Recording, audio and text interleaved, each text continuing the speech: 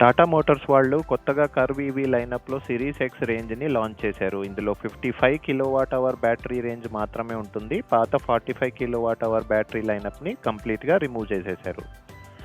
ఈ 55 kilowatt hour battery MIDC range ప్రకారం 502 కిలోమీటర్స్‌ని claim చేస్తుండగా, డీసీ ఛార్జర్ యూజ్ చేసి ఛార్జ్ చేస్తే 10-80% కేవలం 40 నిమిషాల్లో ఛార్జ్ చేసుకోవచ్చు. దీని పవర్ వచ్చి 167 PS 215 న్యూటన్ మీటర్స్ టార్క్‌గా క్లెయిమ్ చేస్తున్నారు. ఇందులో నైట్రో క్రిమ్సన్ అనే ఒక కొత్త రెడ్ కలర్‌ని ఇంట్రొడ్యూస్ చేశారు. దీని ప్రైజెస్ విషయానికొస్తే ఇందులో 2 వేరియంట్స్ ఉంటాయి. అకంప్లిష్డ్ ఇంకా ఎంపవర్డ్.